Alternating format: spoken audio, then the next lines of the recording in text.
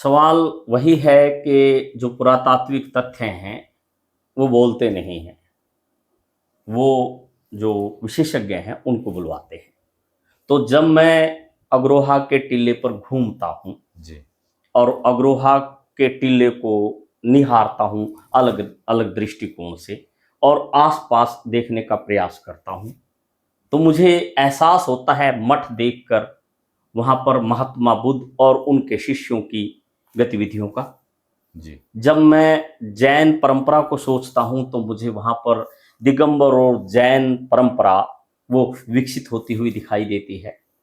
एक व्यापारिक मार्ग पर होने के कारण, क्योंकि पहले यदि हम दिल्ली से लाहौर और खुरासान जाने वाला जो रास्ता है, मुल्तान वाला जो रास्ता है, जी। उस पे ये पड़ता है। तो व्यापारिक गतिविधियों की केंद्र के तौर पर तो यहाँ पर जो है चलते फिरते व्यापारियों के जो हैं बंजारों के अपने केंद्र रहे होंगे, जी। उनकी हाट रही होंगी, उनकी दुकान रही होंगी।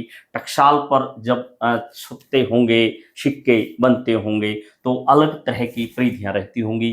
कार्तिकेय जैसा व्यक्ति यहाँ के गणराज्यों के जो शासक शासन करते होंगे, किस तरह के लोगों के साथ जुड़ाव करते होंगे, जी। तो वो अपने आप में एक नई तरह की चीज़ है। और जैसे अंजना घास के बारे में लुईसडम बोल रहा है कि अंजना घास जब तक घोड़ा खाएगा, घोड़े में बीमारी होने के चांसेस हो ही नहीं सकते। और इस इलाके में ये घास बहुत ज़्यादा विकसित थी। तो मेन व्यापारियों के लिए घोड़ा आवागमन के केंद्र के रूप में किस तरह का रहता होगा और वो किस तरह से यूज़ करते होंगे, तो अग्रोहा यही बोलता है। सुनने वाले की क्षमता होनी चाहिए, चाहे वो कल्पना के साए में या इन स्रोतों के अध्ययन की बात जब करते हैं, कि मैं एक ऐसी सभ्यता का गवाह रहा हूँ, जो निरंतरता और परिवर्तन के दौर से गुजरी है। समय की चपेट के चलते हुए निश्चित तौर पर मैं आज एक जगह टीले के रूप में, एक जगह गाँव के रूप में विकसित हूँ, लेकिन मेरी अपनी पहचान है।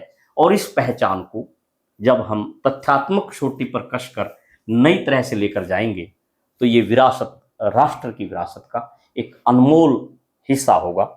और वो अनमोल हिस्सा किस तरह का होगा, वो निष्पक्षता, ईमानदारी के साथ विश्लेषण के तथ्यों पर आधारित होता हुआ निश्चित तौर पर युद्धों पर और अगर कबीले पर नई शोध के रास्ते खोलते हुए एक नई समझ को आधार देगा।